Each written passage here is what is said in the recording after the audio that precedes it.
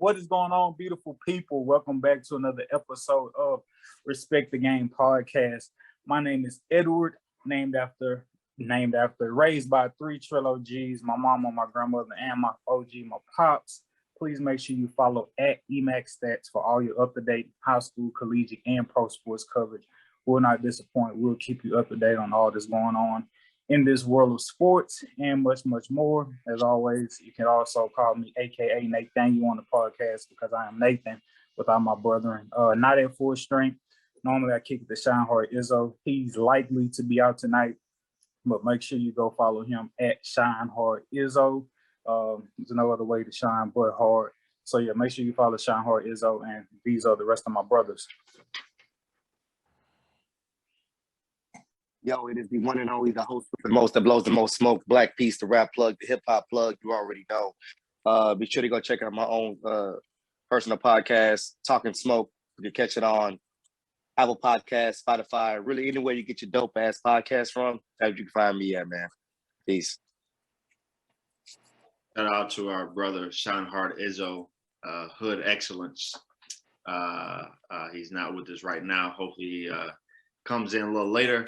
But I am Coach Johnson. I am the husband of Jordan. I'm the father of Harper and Deuce. Tonight, I am bringing all the controversy. So be prepared. And if you don't want to get your feelings hurt, you can go ahead and skip over the next segment. Go ahead, Sedacious. Good afternoon, beautiful people. I am the one and only Sedacious Xavier Miles. And on behalf of me and my brothers, I just want to say thank you so much for tuning in. You can go follow me at Sedacious, also at International Live. And you can now follow the podcast at Respect the Game Podcast or Respect the Game Pod, whichever way we're going to pull up. So search us anywhere you want. And that is currently only on Instagram, but we're going to move to Twitter, Facebook, TikTok, so on and so forth, and branch out.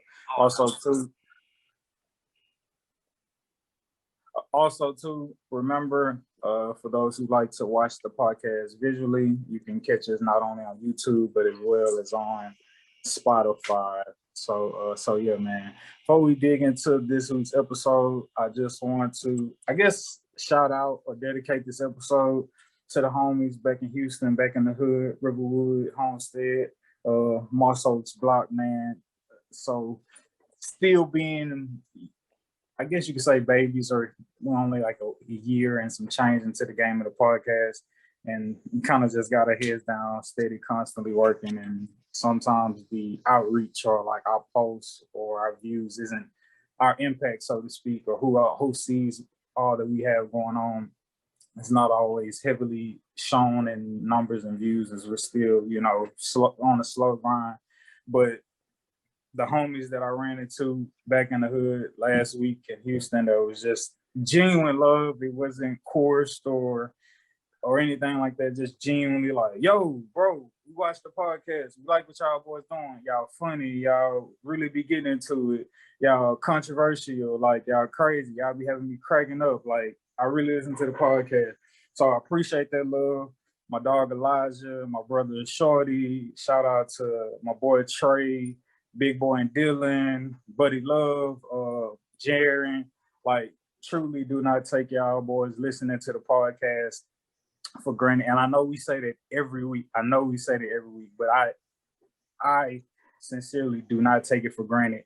It's not like I get to talk to y'all all the time, but to just know from afar that we being consistent and y'all chilling on 2K on Madden or whatever you got going on throughout your day, you pulling up and you checking out the podcast on social media, YouTube, so on and so forth. I genuinely appreciate that.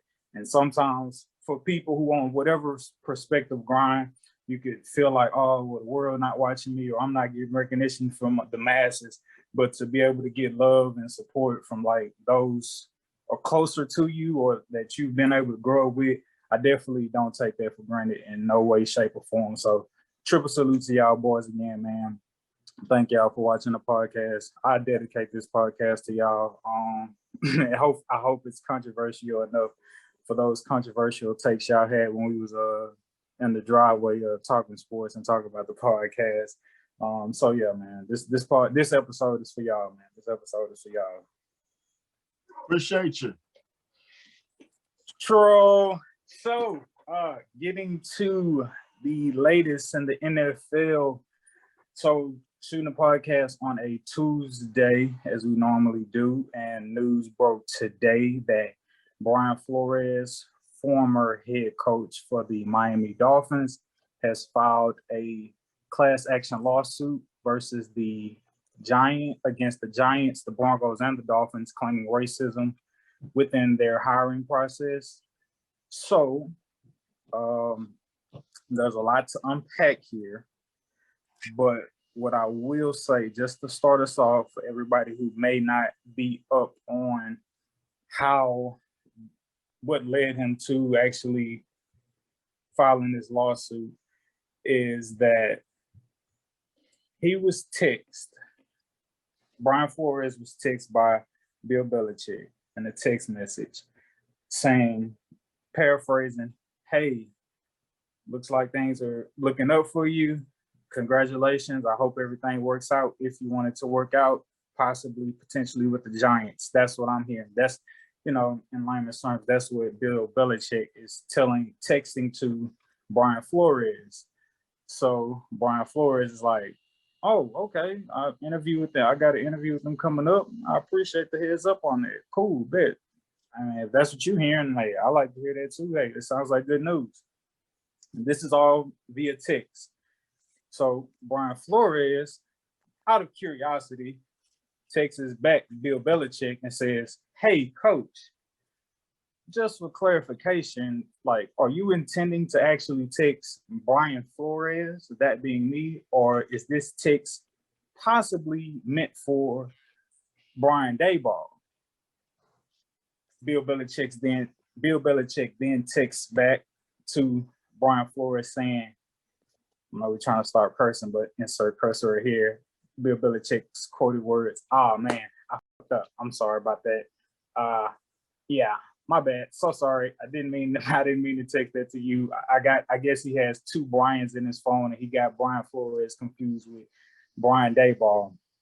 So that's how that happened. Shortly thereafter, here today on Tuesday, again, like I said, you have Brian Flores, former head coach for the Miami Dolphins, filing a class action lawsuit claiming that there is racism within the hiring process. And again, this class action lawsuit is against the New York Giants, the Denver Broncos, and the Miami Dolphins. That's just to start us off for a base. We could unpack it as the conversation proceeds. I see controversy on someone's face. All right, I guess I'll go first. Let's start off with the fireworks. Okay.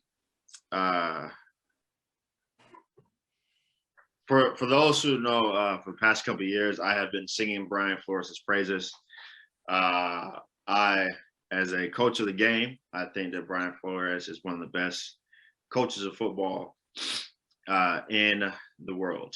I think that he is definitely one of the best 32 coaches of football in the world. He belongs as a head coach inside the NFL.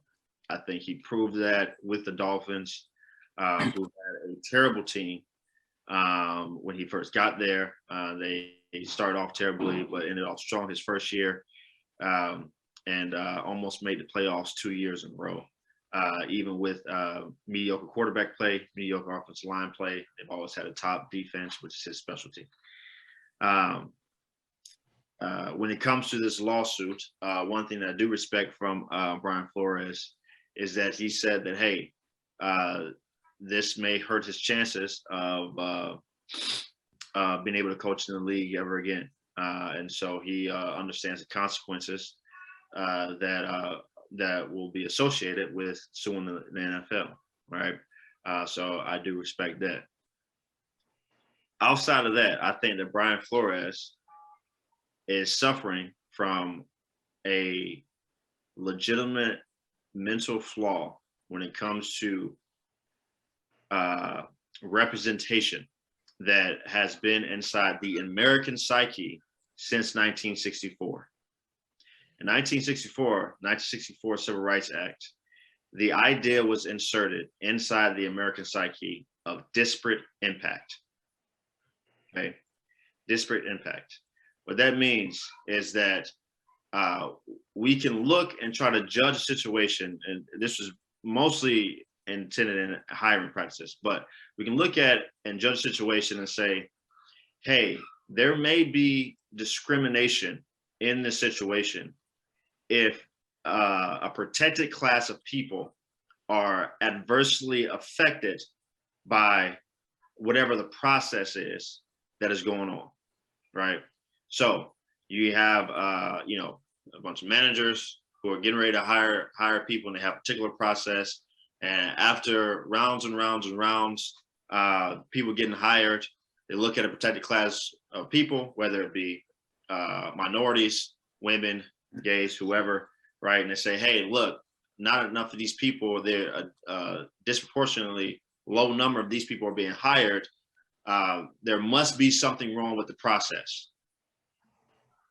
In my opinion, this is the worst thing that has, not the worst, this is one of the worst things that has ever come out of Congress, one of the worst ideas that have ever been pushed in America, right?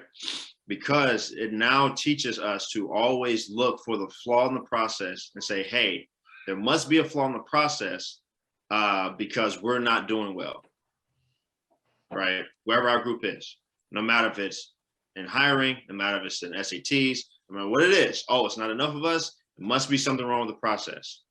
So the NFL goes and they try to fix the process. They try to fix the process by adding in the Rooney Rule.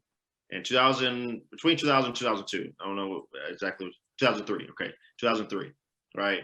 They put the Rooney Rule in, right, to try to make this process a little bit better by saying, hey, you know what, maybe not enough Black coaches are getting the opportunity because they just aren't getting put in front of the decision makers, right? So if we put them in front of the decision makers, right, we know that they're talented enough. If enough people saw them, then they would make the decision to put them in as head coaches, right? They tried that. Some of that worked, right? One of the first Rooney Rule hires was Mike Tomlin, who the Steelers had their guy at the time that he came to interview with them. And they were like, wait a second, no, we got to hire this guy, right? And so, ironically, the Rooney Rule, named after Art Rooney, who was one of the previous owners of the Steelers. They were the first Rooney Rule hire, right? And it has worked out well, right? Hall of Fame coach. And so you have that there. But I think for Brian Flores and anybody else, every year we have this discussion. Oh, not enough Black coaches, right? There could be reasons beyond race, right? Correlation is not always causation. Because there's a correlation that, hey, the coaches who get passed over happen to be the Black coaches, there could be another reason other than, hey, they're the Black coaches, right? And because of the idea of disparate impact, which has been inside the American consciousness since 1964, we do not allow ourselves to look at anything else. And we continue to point and say, oh, systemic racism. We need change. We want change. We need change. We will never be satisfied because we won't look at what are the other factors that may be at play here, right? So I know, hey, here's Christian, the house coon, coming to give his piece, right? Yes, I'm here. So there we go. You know what, bro? I don't even think you have to categorize yourself as a coon with how you feel about this situation. I think that for me, looking at the situation, I do sometimes feel like it's not always racism. However, I do understand we as a Black community have to fight for ours, whatever that ours may be in whatever particular field. And as it relates to the NFL and coaching jobs, as opposed to standing. I mean, and when you talk about the Rooney Rule and that being a white man in the Steelers organization, I want to say maybe the owner, could be wrong about that, who implemented this system, and then therefore it helped somebody like Mike Tomlin. And so now, how many times is a black coach going to go before an owner, and that owner already have his mind made up, and that owner interviews that black head coach and it's like, no, we want you instead? How many times is that going to happen? I don't know. But the Rooney Rule isn't just about the black coaches. It's, you're a minority, Ron Rivera's and so on and so forth. So I think, like you said, respect to Brian Flores. He's saying, hey, I know this may put a stain on me and I may not be able to get the opportunities that I once had because of this, but he wants to see change in the future. I don't see a solution around the Rooney Rule. Like, I get it. Like, let's just give us a chance, get us a shot, put somebody in their face. But I don't see a solution outside of, like, how can you definitively decide whether or not, this is racism involved. They didn't want to hire me because I was black. Like, whereas, hey, if for Brian Flores, right, let's say they had already made up their mind, they wanted to hire you before you even got interviewed. Would that not still be like wrongdoing or not treating everybody else fairly who came before you or after you? Like, would you have a problem with that if they had already made up their mind, they wanted you before they interviewed you? You know what I'm saying? I feel like also too with the class action suit, I don't know how, but I feel like it's going to make people, like I was saying, it's going to make people or organizations more apprehensive to be like, do they want to hire a black coach, whether or not they deem him good enough or his record is da-da-da-da-da-da. But for Brian Flores, specifically in his case, him feeling like, this is about racism. First season, 5-11 with the Dolphins. Second season, 10-6. Third season, this past season, start off 1-7, finish 8-7. Within that, you have a 7-game winning streak. Mr. Playoffs all 3 of those years. And here's his reasoning, right? Can you definitively say whether or not this is racism? Who knows? But this is his reasoning behind feeling like that's the case regarding him. So, again, the lawsuit is against the Dolphins, Giants, and Denver. Starting with the Dolphins. Reason they're receiving a part of this lawsuit, owner Stephen Ross offered him $100,000 for every loss in an effort to tank for the number 1 pick in 2019. It was told to Flores by the general manager, Chris Greer, that the owner was mad because of his winning success was compromising the Dolphins draft pick. Maybe or not, there's friction. There may be friction between. Just real quick. Edward, let's finish. Just think about that though. I know he might be mad at that, and a lot of football people might be mad at that statement, right? But them winning was the difference between Joe Burrow being in Cincinnati and Tua being in Miami. That's the difference. Those 5 games they won is the difference between Joe Burrow and Tua. So I just want to, I know everyone hates tanking, and I didn't even get on why I thought he got fired, which, you go on here, but I'm just saying. So go ahead. Okay. So that's the situation with the Dolphins. Then with the Giants, we just talked about, it came across through the Bill Belichick text that they had already predetermined they was going to hire Brian Daboll before they even interviewed Brian Flores. So that's the case with the Giants. Now with Denver, 2019, he had a job interview, and in the court documents, John Elway and President Joe Ellis showed up an hour late to the interview and appeared to be drunk or drinking. So that's why they're also included in that. So you add up all of that. And there may be other things not listed, maybe other things that may come out in the future. But collectively, as of now, That's a lack of respect in all the statements that you said. I think it's more respect than racism. I respect as a equal head coach. You don't tell a head coach to tank, even though that is a thing. One that wants to be a winner and sees that he can actually make something out of the team, you don't tell him to tank. You know what I'm saying? And especially when you do a 7-game winning streak, like, it's respect. Like, dude, I got you a 7-game winning streak. I'm showing you I could be that guy even with nothing, even with a mediocre to okay quarterback, and with the team that we have. So now, and then just like you said with the Denver interview, you come in drunk. Put some respect on my name. I'm that guy. I'm that guy you want. Like, you come in here an hour late, you're drunk, which is very possible. He is a adult. He can do what they want. But when you go to a meeting and you're obviously drunk and it's still on your breath and you're doing certain things to, come off a certain way, it's insulting.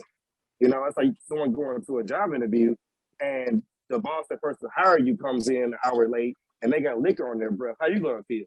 Are you going to feel like this establishment where you feel respected, you're going to feel welcome? Or are you going to feel like this is a garbage can place that doesn't even respect me enough to come sober and give me, respect my time? So I think it's more about a respect thing than actual racism. Yeah, I mean, go ahead, Sudesh. Go ahead, Sudesh. I don't know. For me, it's kind of hard to call to say that it was racism or it's not racism because, I mean, you got 3 examples. So you know what I'm saying? Like, fool me once, shame on me. Fool me twice, fool me once, shame on you. Fool me twice, shame on me. And yeah, I mean, he feels how he feels. I don't know if I would be taking what you were saying, Christian, but like, if we just talking about the Dolphins situation specifically, the owner could have been pissed off if he was a white coach and he decided not to tank. Yeah. So yeah, I mean, yeah. And real quick, I'll say this. I don't know if just based off like legality, he has to use like discrimination or whatever, like legal jargon. So I don't know if he feels like it's genuine discrimination. Well, in some of his quotes, he's said, blacks or whatever. But yeah, also too, he's also being represented by the lawyers of the victims in the Weinstein case too, for more But yeah, I mean, the Dolphin situation. I told this to my dad after Brian Flores got fired. I was like, look, if I was Chris Greer, I would have fired him as well. The thing is, and again, I started off the episode. Brian Flores is definitely one of the best 32 coaches of football in the world. He should be an NFL head coach. If I was the GM of the Dolphins, and I have the same philosophy that Chris Greer has, right? I'm an analytics guy, right? Hey, we do whatever the data tells us, right? Flores is not that. You can't have. It's like having a two-headed monster, right? You got to have one vision of how we're going to get this done, how we're going to get this thing done, right? If Flores was an analytics guy, he would have been like, okay, hey, I get the tanking. You guys are paying me to tank. I understand it. As long as we understand that, hey, we're doing this together as a unit, right? And he would have understood it and said, hey, we're doing this for a particular reason. This and this. He would have understood it, right? There's in-game decision-making that he does not make, that the analytics say, hey, do these things, do X, Y, and Z. He doesn't do that because he goes with his gut. He has a football feel. I get it, right? But because of that, he and Chris Greer were never going to see eye to eye, right? And Stephen Ross, who put in an analytics department before Chris Greer got there, obviously believes in this stuff. And Brian Flores didn't. So that's the reason why he's out in Miami, right? It has nothing to do with his race, okay? If he had the same mind as a lot of black GMs right now, right? Like Andrew Berry, like Kwesi, I can't say his last name, who the new GM in Minnesota, right? There are a lot of black people in the NFL who are analytics bound, right? Brian Flores just happened to not be one of them, right? And so when you get a GM who is like, hey, I'm going by the data, whatever the data says, you have a head coach that's not that, then you you're going to get friction on and off the field. And so, yeah, that there. So I wouldn't count that as you know, even evidence of racism there. But you know, but again, you have let's I don't know, you know, hey, he claims what happened with John Elway, you know, may have happened. I actually wouldn't be surprised if it did. To me, the Rooney Rule, though it's a good attempt at trying to fix what's a perceived problem, it lends itself to that. Right? When John Gruden got hired for the Raiders, they interviewed T. Martin, who was the quarterbacks coach at USC. Wasn't even offensive coordinator. T. Martin, the old Tennessee quarterback, won the national championship in like 2000, 2001. They interviewed him for the head coaching job for the Raiders. He wasn't getting that. They already knew who they wanted. So you have the Rooney Rule in place. You're going to get a bunch of these fake interviews. So, you know, I discussed that earlier with you guys about, you know, Byron Leftwich and Adrian Wilson and what could be happening with the Jags. And, you know, they seem like they're going in a whole other different direction right now. But I don't know. I think I would be happy if they just got rid of the Rooney Rule. You wouldn't have a bunch of these fake interviews. People just go over the time, and we just have to deal with the you know, repercussions of it. I'd say keep it just off. Down the road, you have another Mike Tomlin to come down the road, but neither here nor there. It's real quick before we leave on this, Edward. How many Mike Tomlins, you know, are we gonna get? So what's the cost to get the Mike Tomlin, right? Because right now we're going on almost 20 years, right? So what's the cost? What I'm saying is every NFL vacancy, there's like 7 to 8 vacancies every year, right? So say we go 8. So every year you have 16 bogus interviews, because you have to do at least 2. 16 bogus interviews for these black head coaches to waste their time, their effort. They got to go over and prepare for these things. They got to fly out, take time away from their family so that we can get one Mike Tomlin. I'd say this. It's not just, I could be wrong, but it's not just black coaches who go through bogus interviews.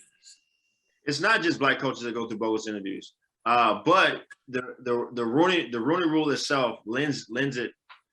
I understand what you're saying. It's just like, hey, y'all put the Rooney Rule in place, like you said, with good intentions, but on the backside of that, you can't expect the people interviewing you to have good intentions to possibly hire you. Like, that's just the nature of the business. Even in the real world, you can go on an interview. That doesn't mean you're guaranteed. Yes, we want to feel like we have a legitimate chance. But like, yo, this is the NFL. This is the NFL. Like, not everybody's guaranteed an opportunity. Like, it's a buddy system. It's not what you know, it's who you know. Like, there are handshakes and dinners and da-da-da-da-da-da and golf course meetings and whatever, so on and so forth that goes in place. Yeah. Is it unfortunate that every black coach that gets interviewed isn't truly considered? Yes, it's unfortunate. But is it fair? No. But that's the world. That's the life we live in. Sometimes life just isn't fair. Do I wish that we could have those opportunities as blacks? Sure, of course. But I mean, like, this is what the Rooney Rule brings. Like, It is. And then another person who we know for a fact had a fake interview this coaching cycle, who's not black, was Rich Bisaccia. Rich Bisaccia had a fake interview for the Raiders head coaching job, right? They knew who they wanted, right? They're getting Josh McDaniels. They already knew who they wanted. He knew that they wanted him. They knew they wanted him. That's the only reason he even went there. And you know, the fans just would have been, you know, irate if they didn't hire Rick, or they didn't at least interview Rick Bisaccia. So, you know, yeah, sure, it happens to other people, not just black head coaches or not just black head coach candidates. But having this rule itself where you're forcing teams, hey, you can't hire somebody until you do this, you're going to get a bunch of these fake ones. Okay, hey, let's go in for 5 minutes real quick. Hey, what's going on, man? Hey, would you like to be the coach? Okay, all right, see you. You know. Yeah, I could be wrong. I think those interviews are like, I don't know, oversaw or transcribed, but I don't know. I could be wrong about that. Wrapping it up, quote by Brian Flores after the class action lawsuit today, again against the Giants, Broncos, and Dolphins. God has gifted me with a special talent to coach the game of football, but the need for change is bigger than my personal goals. And making the decision to file the class action complaint, I understand that I may be risking coaching the game I love and has done so much for my family and me. My sincere hope is that by standing up against systemic racism in the NFL, others will join me to ensure that positive change is made for generations to come. End quote.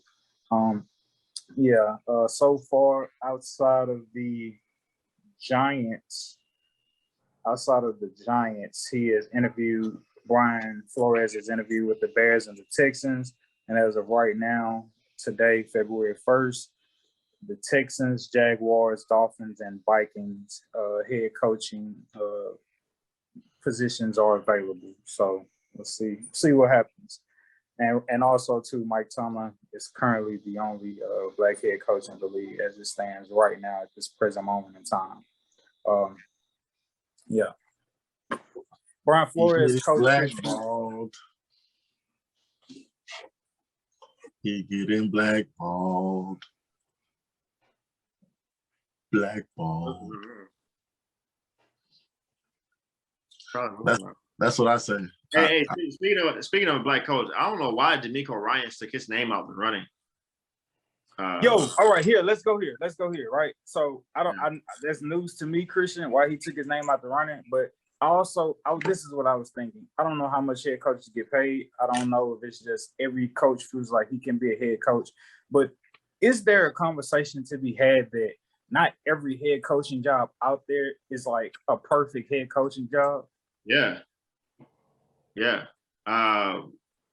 The Texans job for one. There's a lot of, or true, the Jags. There's probably some folks right now who there's a chance that Byron Leftwich does not get the Jaguars job, right? And the only reason why is they were set to hire him. They were ready to hire Leftwich. Only reason why he was like, hey, look, I'm not coming in here if Trent Baalke's a GM.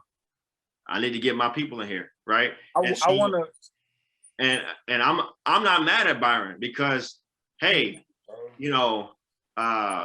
sure, you get an opportunity. You're a hot name right now. You're the team who drafted you. Wants you to come coach them. This is going to be a great thing for you. You have a generational quarterback that you can work with, that you can build them up. You have a lot of cap space and everything there. But it all needs to be put together so that you don't end up like Brian Flores. So that you're not like, hey, I want to do one thing and the GM wants to do another thing. We're a two-headed monster. We can't see eye to eye. So I get that on Byron's part, right? I get that on Byron's part. And so for different coaches, though, you can go into a situation and say, hey, this is not the right situation. So yeah. Right. Like I said, again, Texans, Jaguars, Dolphins, and Vikings, those are the available positions right now, right? Brian Leftwich, Brian Flores, David Culley, I think you said another black coach, but I forget. D'Amico Ryan, people may try to throw Eric Bieniemy back in there, right? Like, if it goes and these guys don't get a head coaching job, right? While there will be outrage and black people, why these black head coaches and 70% of the league is black and it's not that way with the head coach. It doesn't, like, let's take a second to stop and think about what if none of those head coaching positions were really in favorable odds for those black coaches to start off? Because what's going to happen is you're going to push and push and push for them to have a head coaching job, and they're going to end up taking one just to say they got one. And then when they have a crappy team, then they look bad. And there goes their chance that had they just waited and been patient and waited for a better position or better opportunity to come along, they could have been in a more, as Isaac would say, advantageous position to wreak havoc or build up their program. So yeah, just think about, not every opportunity out there is like a great opportunity for black head coaches. And if Brian Leftwich said, hell no, if Baalke is there, kudos and triple salute to him for that. So yeah. Tom Brady is retired officially. I know it's like, okay, he retired. Like, what do you want us to say? He's the GOAT. Yeah, what do you do? But I will say, what can be said about Tom Brady that hasn't already been said? Does anything comes to y'all mind when y'all think, what can be said about Brady that hasn't already been said? He's lucky. He's lucky. Any others? That's it. That's the only thing people wouldn't say about Tom Brady. He's the ultimate opportunist. You give him any kind of breathing space, he always capitalizes. There we go. I like that. I like that better than him just being lucky. The ultimate opportunist. That's the truth, though. There's nothing wrong with that, but it's just the truth. Like, you give him anything to think about to work with, he's gonna make it happen. Yeah, I like that. Yeah. Hall of Fame resume, 15-time Pro Bowl selection, 3-time first team All-Pro, 3-time NFL MVP, 7-time Super Bowl champ, 10 Super Bowl appearances, 2-time AP Offensive Player of the Year, 5-time Super Bowl MVP, most passing touchdowns in NFL history, 624, most passing yards in NFL history, 84,520, most career wins, 243, NFL All-Decade teams of the 2000s and 2010s. I think for Tom Brady, as of now, as he retires, there's no debate on who's the greatest, not just football player, not just quarterback, but football player of all time, that being Tom Brady. And when you think about different sports, it's like, oh, LeBron, oh, no, Jordan, oh, Kobe, or, no, Brady, Aaron Rodgers, or Patrick Mahomes, and so on and so forth. And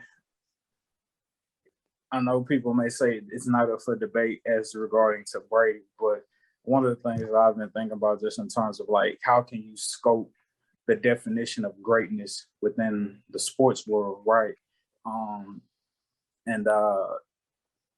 And do it in a way where you don't have to take away from someone else's greatness by comparing players.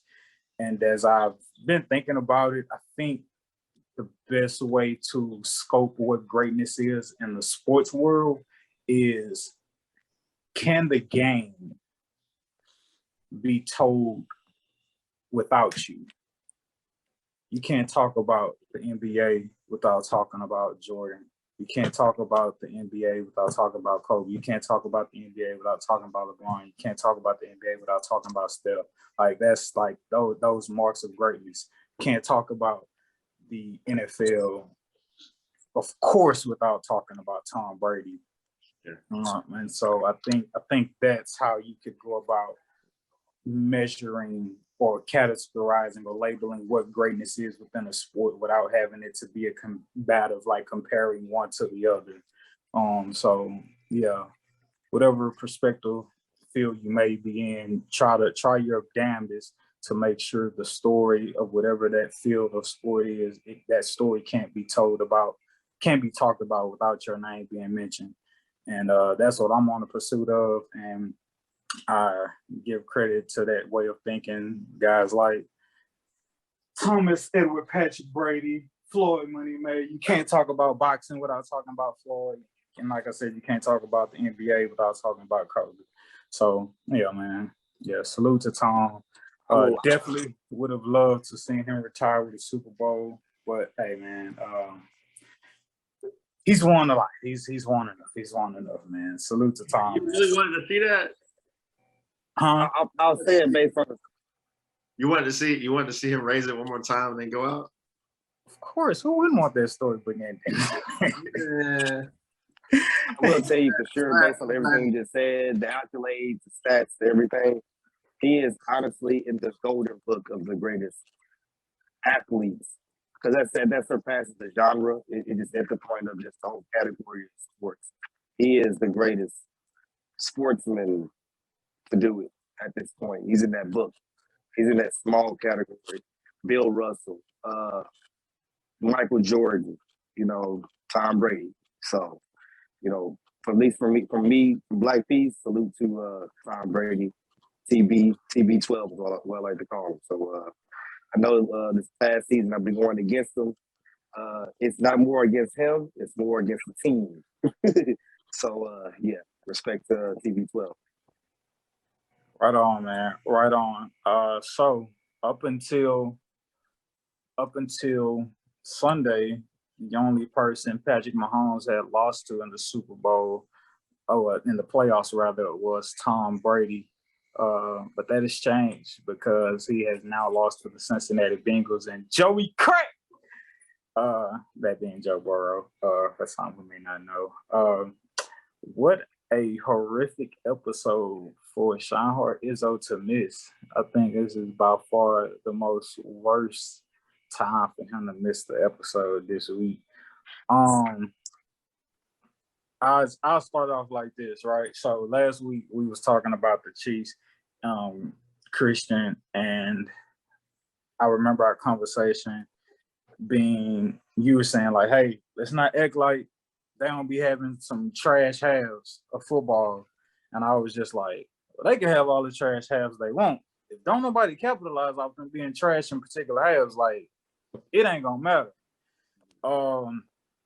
Yeah, man. So why did the Chiefs lose this game? Did the Chiefs lose this game, or did the Bengals just, Oh, and let me say this too. When we was making our picks last week, I got off the episode, and when I started editing, I was just like, dang, I don't really feel like we gave a lot of credence or put no respect on the Bengals name, so to speak. And I was just like, dang, should I just pick the Bengals because they just being disrespected right now?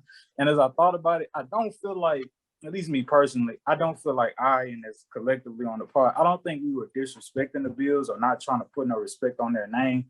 I just think, obviously, the Bills were hot. I mean, the Bengals were hot, but it just seems like, the Chiefs coming off that Bills win, well, some may argue that they should have lost, but it's just like, seems like they keep pulling out all the stops. And so for me, in not picking the Bills, it wasn't because of a lack of respect for them. It's just like, hey, y'all ought to be respected, but to be the man, you got to beat the man.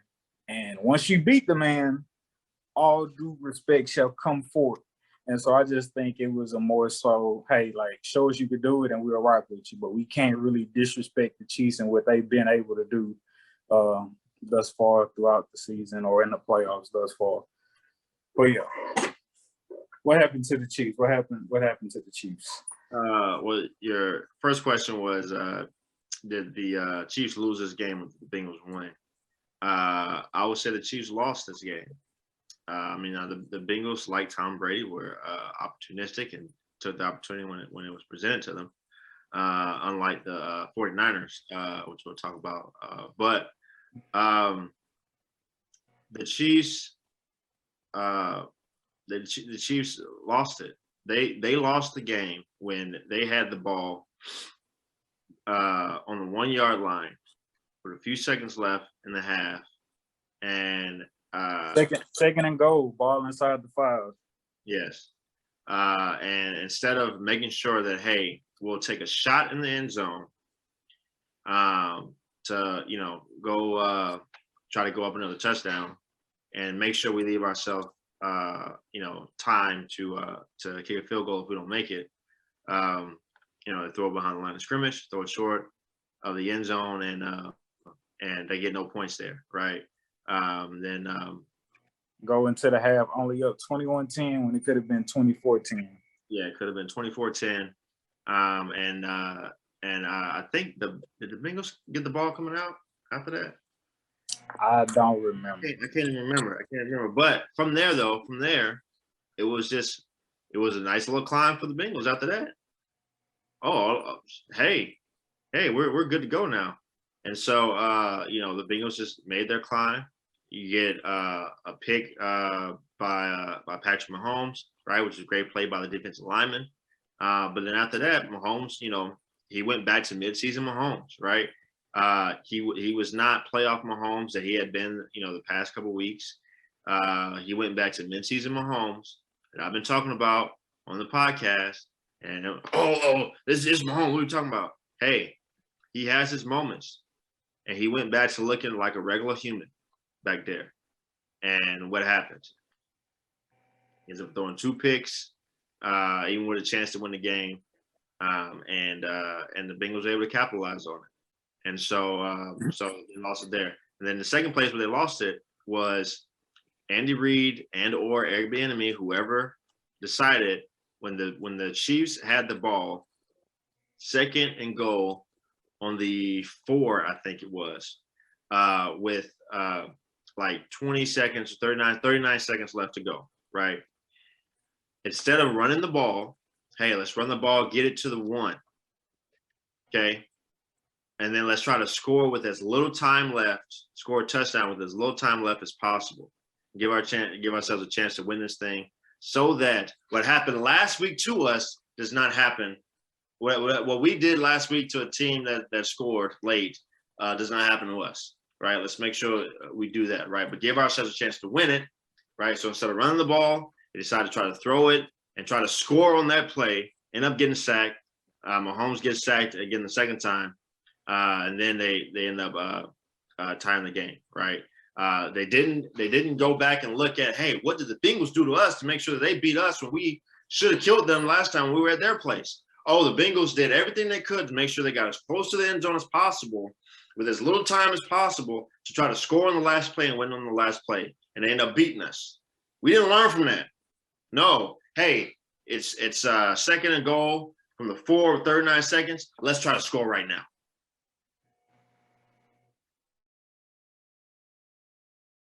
You would have to take a field goal. Yep, they end up getting a sack, right? Instead of trying to run the ball, hey, let's run the ball. Let's come up with one of these great little they could have even did their little roll to the right shovel deal until They tried that. Not on that play. No, just drop back. Oh, it was one. Definitely. Okay. I know they tried. I think maybe that was on the halftime. But they could have did that and said, hey, just get as close as possible without scoring, right? Something, anything. Just inch a little bit closer. Don't score. We have timeouts. They don't. And they messed that up. That's on Andy Reid, Eric Bieniemy, whoever called that, that's on them. And, so they should have won it in regulation. They didn't. And then decides to throw a pick, in overtime. So all that for overturning the overtime rules. So. Yeah, I say the Chiefs lost too. Yeah, nah. In my opinion, they went up 21-3. You're supposed to win that. And Arrowhead, you got to win that game. But hey, you know what I'm saying? Like Christian said, they gave the Bengals opportunities. They capitalized on defense, and Joe Burrow gonna get his. And that's what ended up happening to him in the end.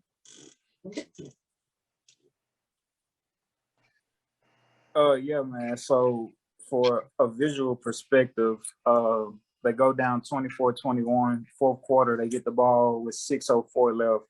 March all the way up the field, ball on the 4-yard line with 1:28 left, and they end up having to kick a 44-yard field goal attempt because one play by McKinnon that was to no avail.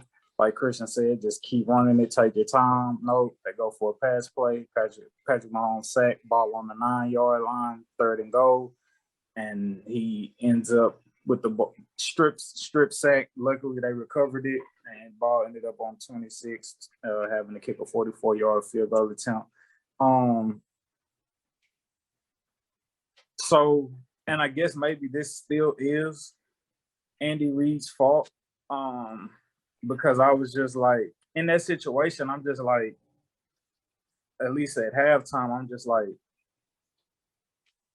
I'm not gonna lie to you. I low key, I was like, well, that's game, like after halftime, I was just like, I think they scored again, maybe early, the Bengals. I was like, no, let me respect the game and see this through. But at halftime, right, had you took those 3 points, right, you win by 3, having to kick another field goal. Yeah, mathematically, yeah. Yeah, mathematically. And so, but this is what I heard. I don't know if it's true, but in the grapevine, like Patrick Mahomes talk Andy Reid into going forward. Now, if that's the case, you feel however you feel about that. And I know you say, Christian, you're like, yo, that's on the coach, but I just also feel like that's bad sense of awareness or overcoming bad coaching, if you would, in that moment by Patrick Mahomes. I don't know if they were just like being too cocky and feeling like, yo, that's fine to go for it. They still would have had time if they would have. If Andy Reid would have said, okay, hey, we have enough time. We can take one shot to the end zone. True. One shot to the end zone, so that if we don't make it, we can keep the field goal, right? You really feel like that was the play, like to just throw it out to Tyreek to the flats and just be like, I have no idea what the play was. But that's what I'm just saying in that moment. I want to put that on Patrick Mahomes and be like, bro, you gotta like know like that's not a good. I don't even think that's recency or outcome bias. I just like, bro, like what's going or Tyreek, you caught that. There's nothing there.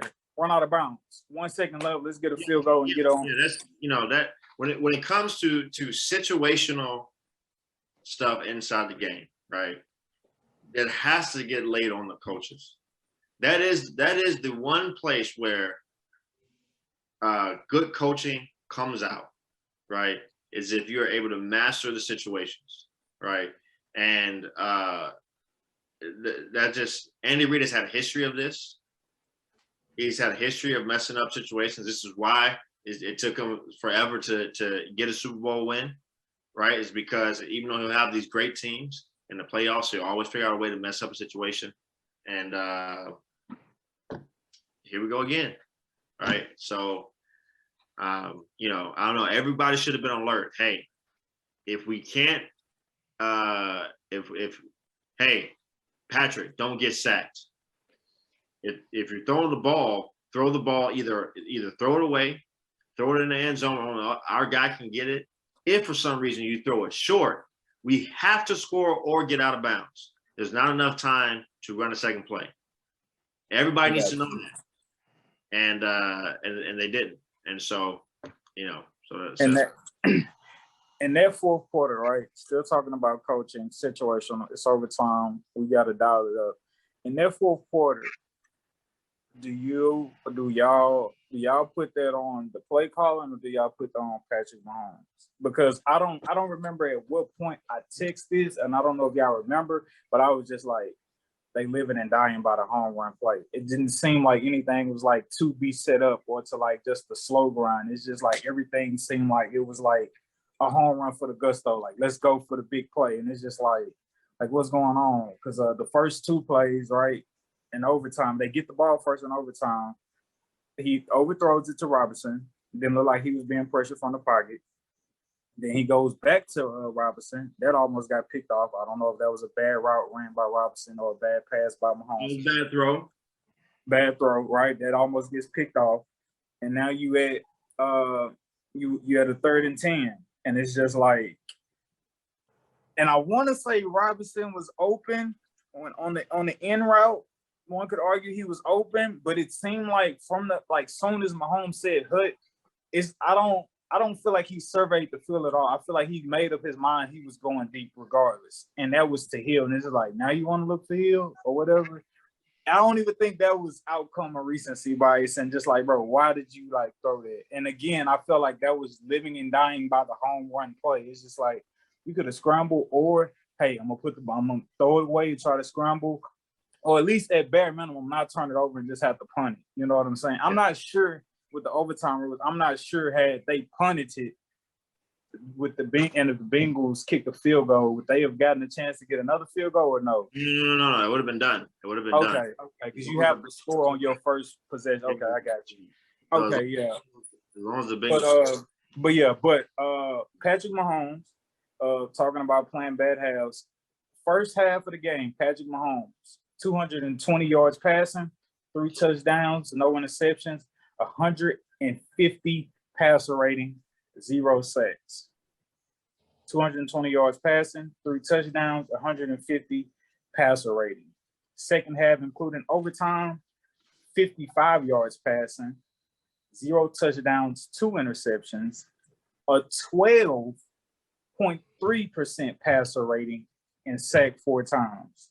So that is the light and darkness of the first half compared to the second half, including overtime of Patrick Mahomes' game. Overtime, coaching or player, who takes the bulk of the weight?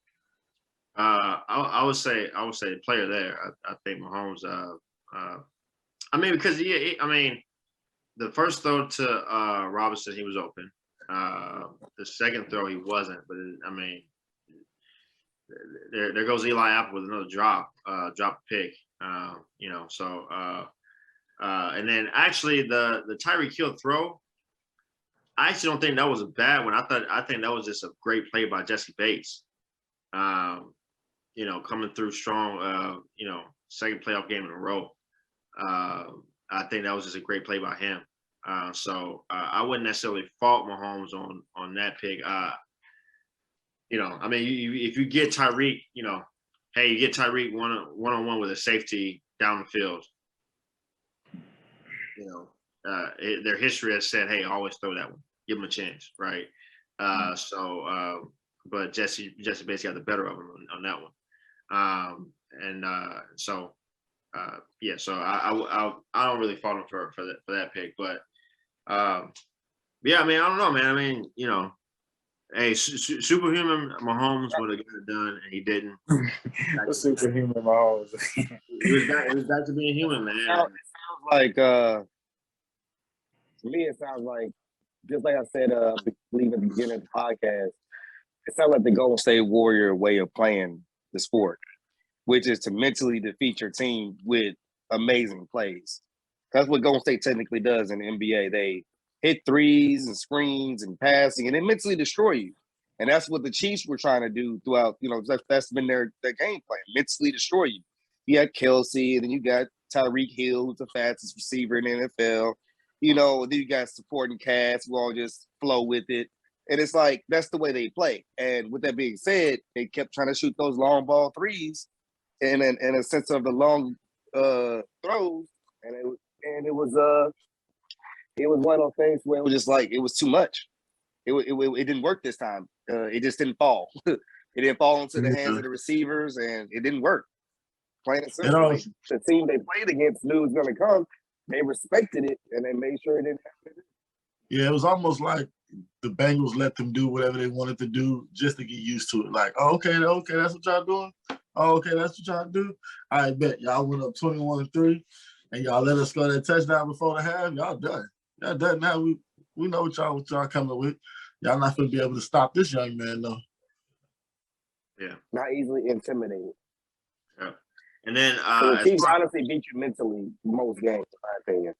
Yeah. And then as far as if he didn't throw that pick, they would have had a chance to try to flip the field position to put the Bengals in a worse spot. But the Bengals, they got the ball back at like the 45. They only had to go like 20 yards to get into field goal range, which Zach Taylor on the other side almost messed that up. Hey, man, watch how you talk about Zach Taylor, man. Hey, look, the players love him. The players love him. The reason why I've been fading the Bengals all year is because of my lack of respect for Zach Taylor, or I'm not a believer in Zach Taylor, right? The players are. But, man, how many times you going to hand the ball off and put it in harm's way before you kick the field goal? Goodness gracious. You got a kid on the sideline that y'all drafted in the 5th round who is known for being the most confident person on the planet, who said last week before he even went on the field, oh, well, I guess we're going to the AFC Championship game. The whole thing's on him. Hey, we made this kid, we're going. Hey, I guess we're going. McPherson. As soon as they got the pick, he was like, oh, I guess we're going to the Super Bowl. Give it to the 35, coach. McPherson, man. Okay, hey, let's run Mixon 7 times just in case, we want to try to see if he might fumble it once, and it's like, guys, dog, bro. So all them shooters. Yeah, man. Shout out to McPherson. Shout out to that boy Ralph too That's a alumni McPherson from Florida. Yeah, from Florida, dog. Yeah, man. Shout out Ralph, man. Yeah. Hey, can we get some flowers right now? Real quick.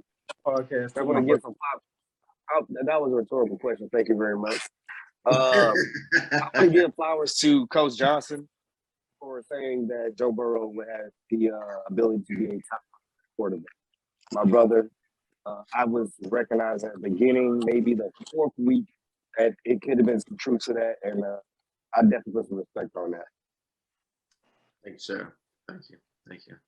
Yes. I've been thinking about that lately. I'm like, this dude kind of called this a whole year ago. It was actually the second week of the season last year. I remember it. I was versus after they played the Browns. I was like, oh, this guy. Okay.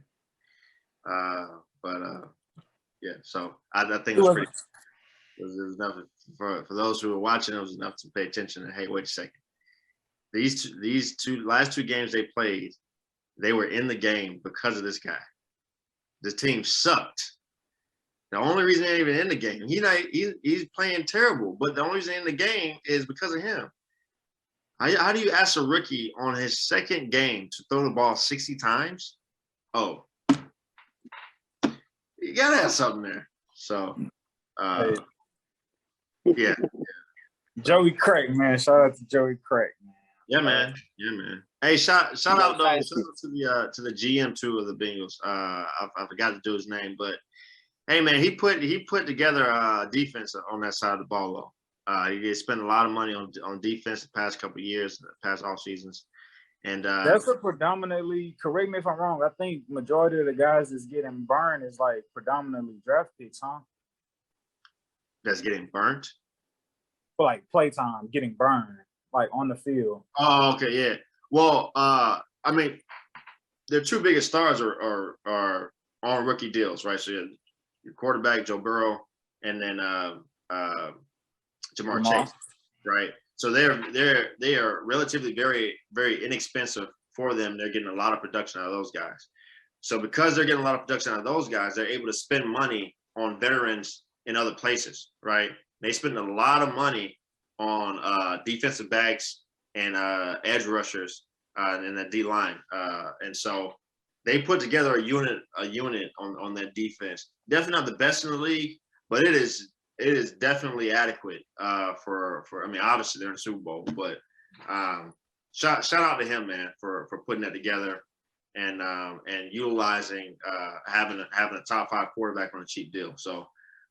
You might see, hey, the Bengals might be, this might not be a fluke.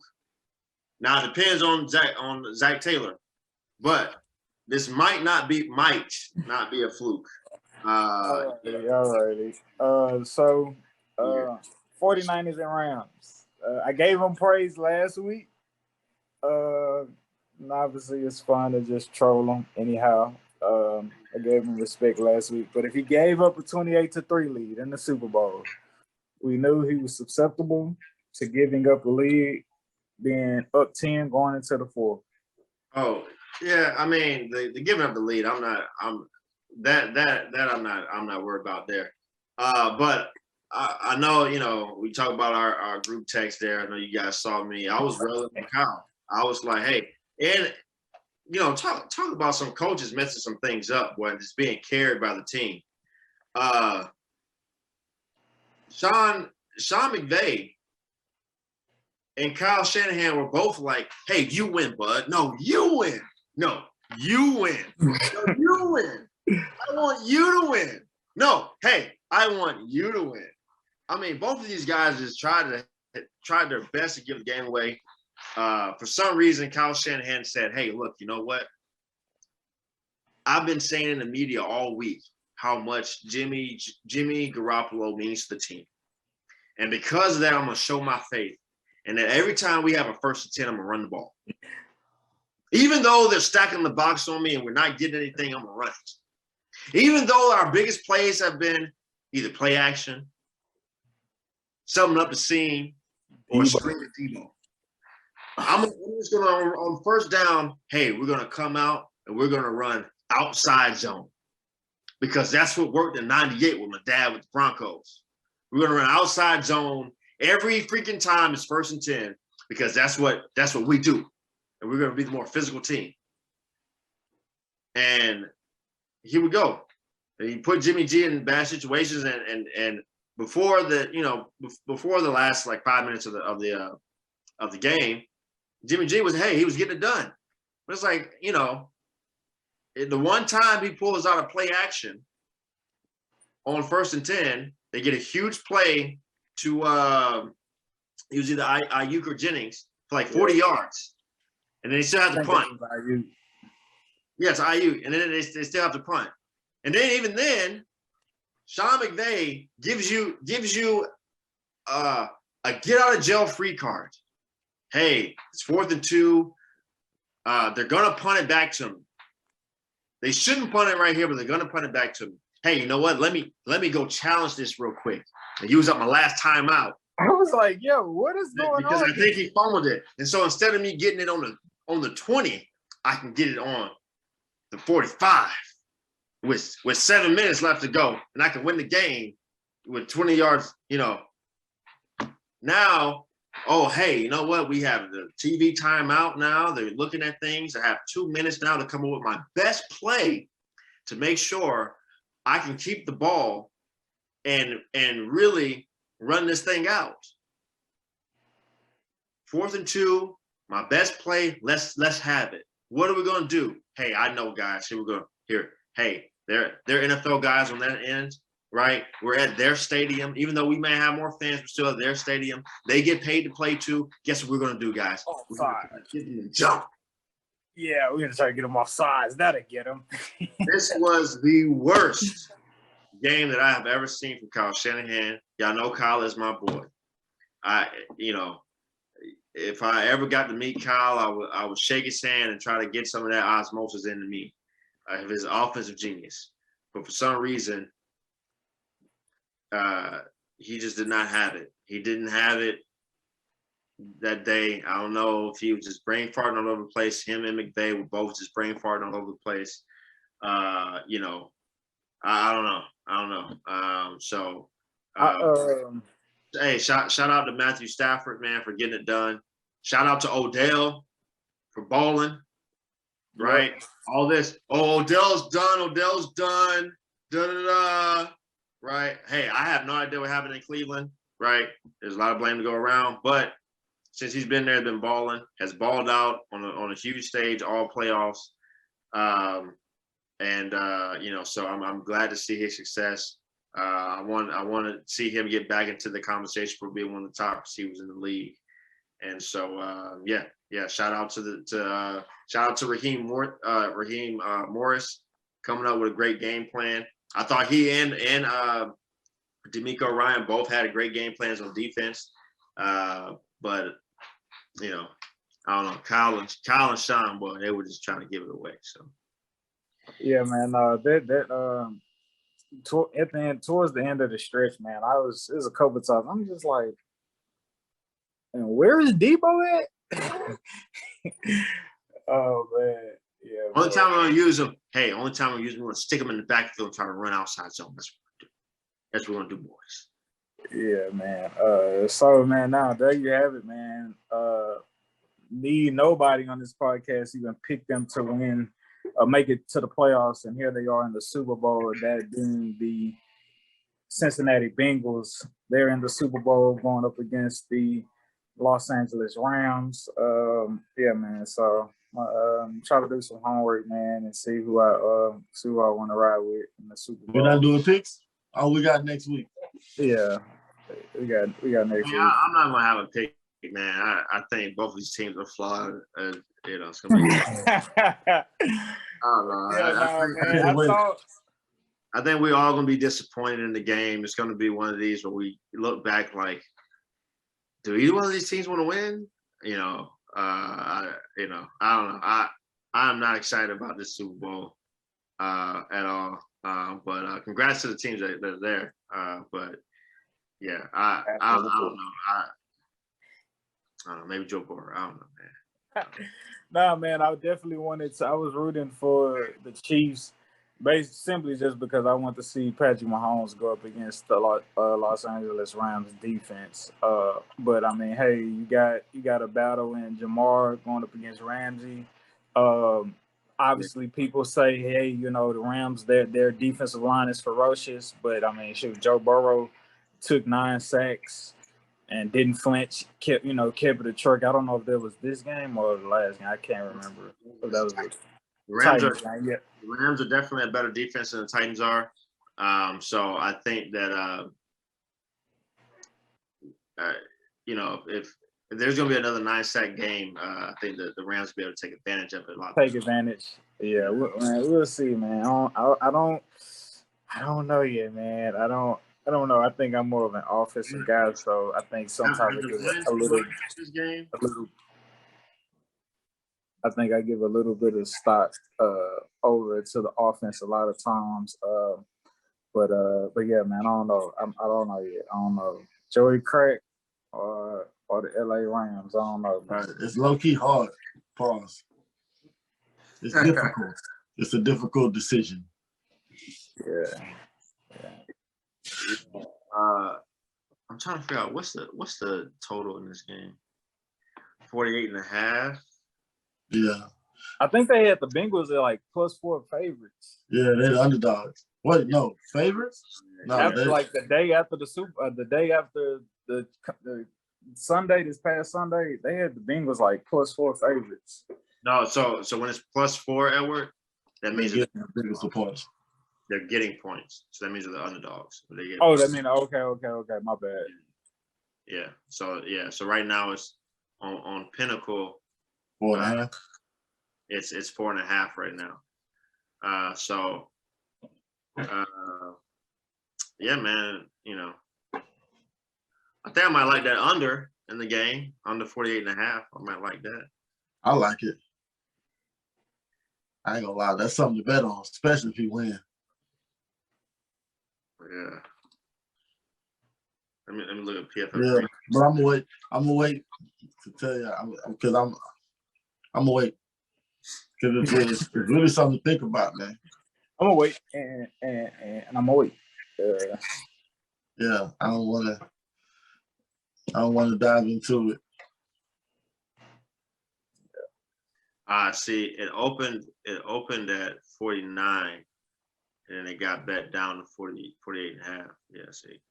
Yeah, the rest of the market likes it. PFF Greenline, though, PFF's betting tool. No, we don't have a partnership with PFF, but if anybody wants to get the elite package there, you want to shell out $100 a year, like I just had to, automatic withdrawal. PFF Greenline have the betting model. They like the over, and they see value in the over a little bit, and then they see value on the Bengals right now at 4.5 on the spread and the money line. You see a little bit of value on the money line for the I'll take that. I'll take both of those. Yo, speaking of betting, a dude cleared over $500,000 off a $20 bet, I believe. Yeah, the score. Yeah. The picking of both the correct winner and score. So yeah, man.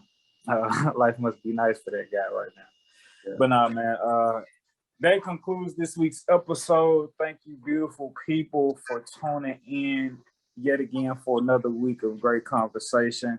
Not sleeping on the NBA. We got the All-Star break coming up here pretty soon, and that'll coincide with football being pretty much over with. But then we'll have to get into the NFL draft.